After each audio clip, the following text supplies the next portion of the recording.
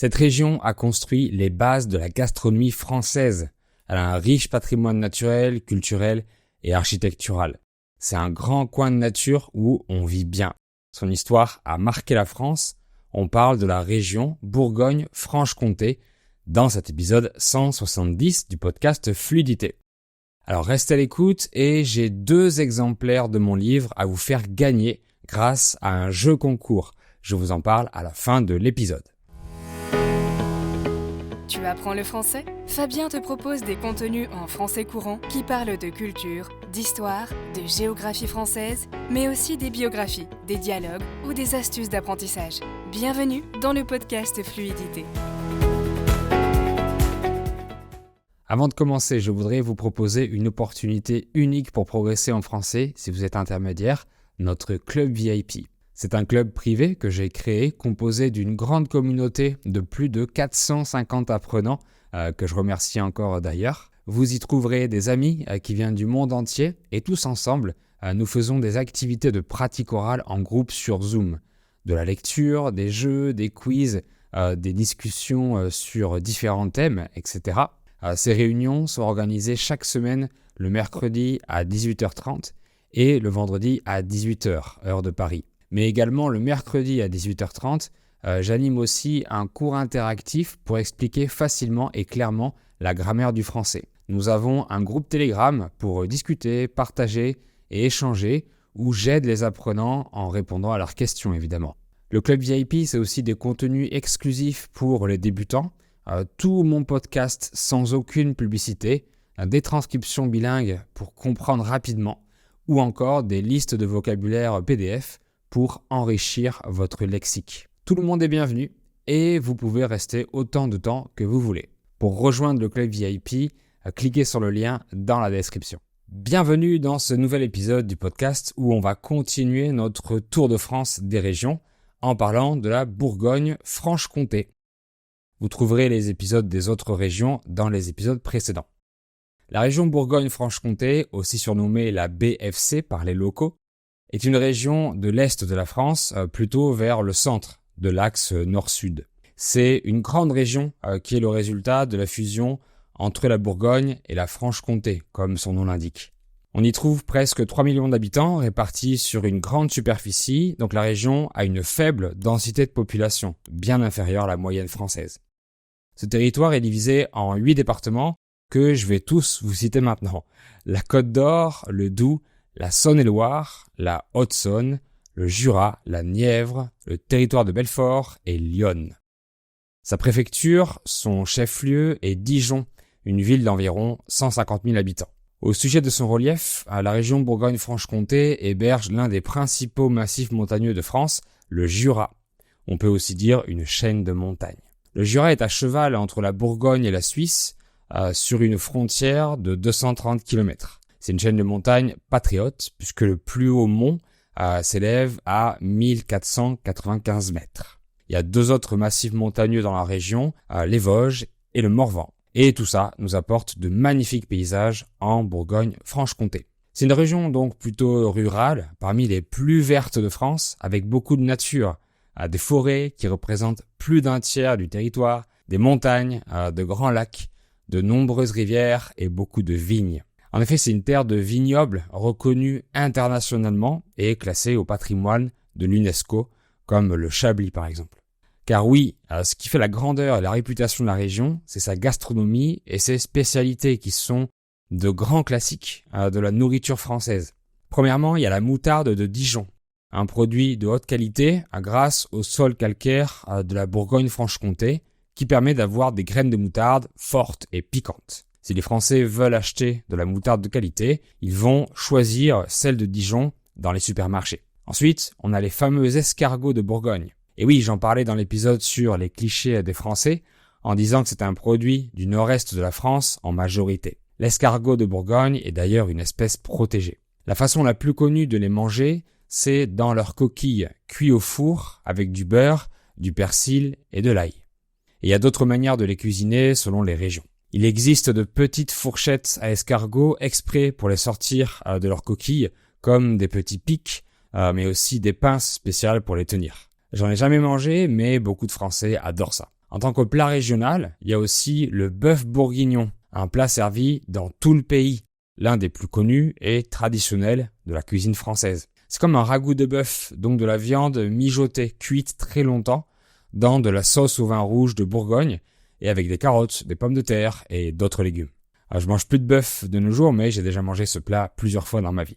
On reste sur le bœuf en parlant maintenant de la fondue bourguignonne. En effet, c'est un plat d'origine suisse, mais on utilise de la viande issue de vaches de Bourgogne. C'est pas pareil que de la fondue avec du fromage. Ici, chacun a un pic où on accroche un morceau de viande crue et on le trempe dans l'huile pour le faire frire dans un appareil au milieu de la table. Donc chacun cuit ses morceaux comme il veut et c'est accompagné de légumes ou autre. C'est un plat convivial que mangeaient souvent mes parents en famille ou entre amis. Je me souviens qu'il fallait bien piquer les morceaux de viande pour pas qu'ils tombent dans l'huile. On peut également citer le coq au vin jaune. C'est aussi un plat où la viande mijote avec des légumes et des patates. Et dans ce cas, c'est un coq cuit dans du vin jaune du Jura, un vin blanc particulier. Une autre spécialité, c'est la truffe de Bourgogne.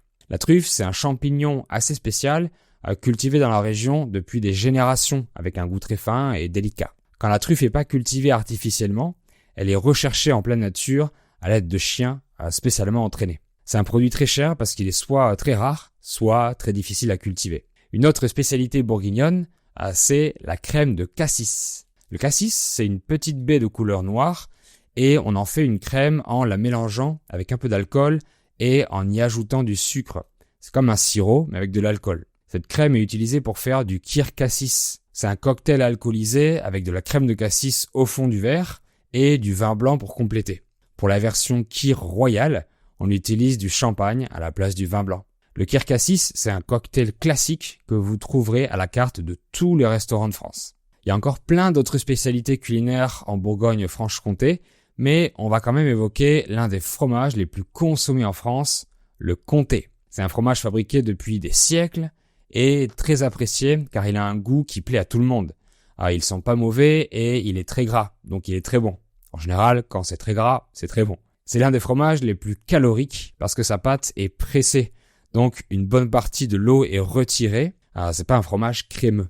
Je sais pas si un seul Français peut dire qu'il a jamais mangé de comté, sauf ceux qui ont jamais mangé de fromage de leur vie. Sinon, tout le monde l'adore, les petits et les grands.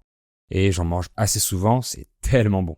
Il y a aussi la cancoyote, un fromage liquide très apprécié également. Je crois que j'en ai jamais mangé par contre. À Dijon, il y a la Cité internationale de la gastronomie et du vin, comme un musée avec des expositions qui valorisent le repas gastronomique des Français et le climat des vins de Bourgogne, qui sont tous les deux classés au patrimoine de l'UNESCO. Donc la manière de manger des Français fait partie du patrimoine mondial.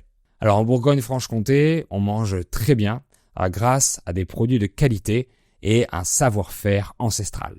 Mais la région brille également dans d'autres domaines comme l'horlogerie, c'est la fabrication des montres et des horloges. La joaillerie, c'est la fabrication des bijoux. Ou encore la maroquinerie, la fabrication des petits objets en cuir comme des sacs à main ou des ceintures. La région est aussi experte dans le secteur industriel. 20% des salariés travaillent dans ce domaine. C'est la deuxième productrice d'automobiles en France et elle se distingue également dans la mécanique ou la métallurgie. Et comme beaucoup de régions, elle sait conserver son patrimoine historique. Il y a un lieu extraordinaire qui s'appelle les Hospices de Beaune, situé dans la ville du même nom. C'est un hôtel-dieu, c'est-à-dire un hôpital d'époque qui était géré par l'Église catholique et qui accueillait les orphelins, les nécessiteux et d'autres personnes dans le besoin. Le bâtiment, créé au XVe siècle, est de style gothique, mais avec une décoration très colorée, comme les tuiles du toit par exemple. C'est un endroit à visiter exceptionnel et plein d'histoire. En Bourgogne-Franche-Comté, on trouve aussi des abbayes, de somptueuses cathédrales ou encore un château en cours de construction avec les techniques ancestrales, le château de Guédelon. J'en ai parlé en détail dans l'épisode 127 des 8 lieux insolites en France. L'histoire de la Bourgogne-Franche-Comté a marqué la France. Premièrement, à l'époque de l'Empire romain. Quand Jules César était dictateur de Rome, il est parti gagner du territoire sur les Gaulois, les habitants de la Gaule, l'ancienne France. Et c'est à Alésia qu'a eu lieu la bataille historique entre les Romains de César et les Gaulois de Vercingétorix. De nos jours, Alésia s'appelle Alise Sainte-Reine et sur les lieux de la bataille, il y a un site archéologique avec des vestiges, une statue de Vercingétorix et un musée super intéressant. Deuxièmement, il faut savoir qu'à partir du XIVe siècle, la Bourgogne était un duché, donc un territoire contrôlé par des ducs. Et ce royaume de Bourgogne a été peu à peu agrandi par les différents ducs et il s'étendait jusqu'aux Pays-Bas actuels, jusqu'à la mer du Nord. Il était immense. C'était un sérieux rival du royaume des Francs. Et après 400 ans de diverses batailles, la Bourgogne a été rattachée à la France après la Révolution. En termes de climat, les températures sont modérées et sont plus froides dans les montagnes et il y pleut un peu plus que la moyenne française. Les plus grandes villes de la région sont pas si immenses, elles restent agréables et charmantes. Il y a notamment Dijon, la préfecture et la ville de naissance de Gustave Eiffel, mais aussi Besançon ou Montélimar par exemple. Voilà tout ce qu'offre la Bourgogne-Franche-Comté. Je peux pas tout citer bien évidemment. Si vous y êtes allé, dites-moi ce que vous avez vu dans les commentaires, ce que vous avez visité. Sinon, dites-moi ce que vous avez aimé dans cette visite virtuelle de la région. Maintenant, je voudrais vous parler du jeu concours pour gagner 2 exemplaires de mon livre En route vers le français avec fluidité grâce à ma maison d'édition Dashbook. Le livre et la livraison à domicile seront gratuits. Il y a un exemplaire à gagner sur YouTube et un autre sur mon Instagram. Pour participer sur YouTube, tout est expliqué dans la description de la vidéo sur YouTube. Donc lisez bien les instructions et chaque étape.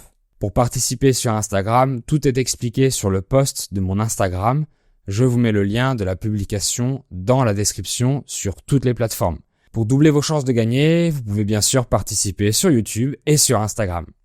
Les gagnants seront tirés au sort, ça veut dire qu'ils seront choisis aléatoirement. Ensuite, Dashbook enverra gratuitement un livre aux 2 gagnants.